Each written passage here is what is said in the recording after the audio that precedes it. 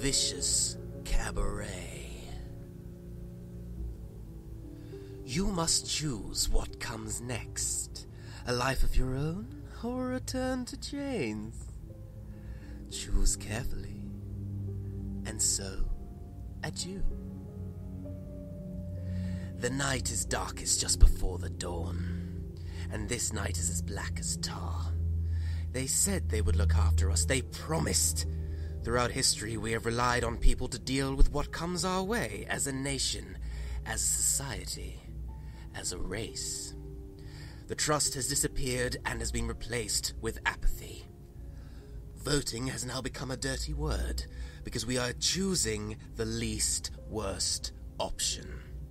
What's that about? And why? Because we have no choice, right? Wrong. The feeling of apathy doesn't just extend to what we know and what we don't know. It extends to the literal feelings of love and care, feelings that seem unquantifiable. These are perspectives that frighten us all, and fright, fear, is what this world is ruled by. The system is what matters, and we have allowed our leaders to corrupt that system and corrupt it enormously. Do we actually care what happens to us? If we did, would we have elected a sexist, racist monster to avoid a possible World War III? Of course we wouldn't. But we can't march into the Oval, point a gun at the man in the chair and tell him to change. If someone came up to whoever is reading or hearing this and asked you to change for their benefit, change their whole personality, their way of life, their soul even, they would be right to say no. Who you are is what you've done, who you've affected and offended, who you've created, brought back to life, who you've killed, directly or indirectly. Say the gunman Cox points and cries, begging you to be a better person, pleading and bleeding with you to change who you are, so the people you govern don't have to change who they are. Their immediate thought would be, no. And, as a society, our question would be, why the hell not? Because we are all human, all of us, and as a collective, we are known as people, and people don't change. A drug addict who stops taking drugs for health reasons or whatever, they're still a drug addict, and they always will be. You don't just stop being who you are, whether that be an addict or a racist or a rapist. People might think they can change, they might wish they could, but they won't. Not on the inside.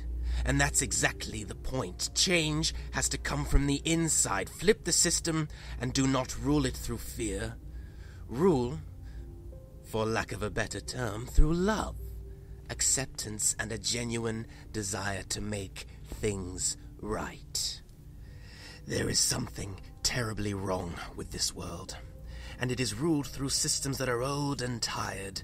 Just simply chucking men and women in and out of political positions that are designed to affect the masses isn't enough anymore.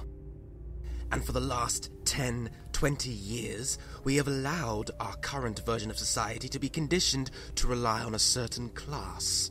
The sort of class that would rather spend the people's money, which is the devil incarnate, by the way, defending rich, corrupt bankers in a court of law, than serving ordinary people, mostly poor and disenfranchised people who are crying out for genuine change, and more importantly, genuine alternatives. It doesn't take a genius to work out that it is less than 1% of the world's population that cause no less than 99% of the world's problems, whether or not they be current or historical. It's not the Scientologists, the immigrants, or the asylum seekers, my personal favorite, which, as a cursory example, seems to be a fraction of the plethora of groups blamed unfairly by the people in power. Groups that were not formed underneath the current soggy political umbrella that seems to be doing nothing but spraying a storm in the faces of the people that just want to live a better and more rounded life. I used to think that voting was enough to change the world. I used to get angry at people that didn't vote. they would say, "It's just one vote. What's it matter?" At which point, I would throw back the argument of, because more and more people are thinking like that, the world is going to shit. Let me tell you, I used to believe in that. Genuinely, I used to believe that apathy, in a public, political sense, was the true enemy of this world. And in some ways, it is. Don't get me wrong, but I started thinking, what would happen if we just stopped? Politically speaking, what would happen then?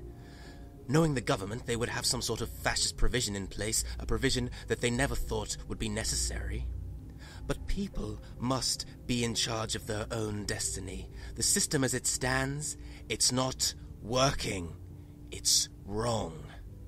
And how do we fight fascism? With romance. And I'm not talking Hollywood blazing fire hot pink romance. I'm talking anarchy, not Jennifer Aniston. Anarchy is, and always has been, a romance. Given what this world has come to, I believe that it is the only answer to the current predicament that we have found ourselves in, again, as a race. At some point in the future, it may be seen as some sort of administration. But that's all we need. We don't need people, individuals that only want to experience one walk of life, the rich walk, the rich meander, to order us around.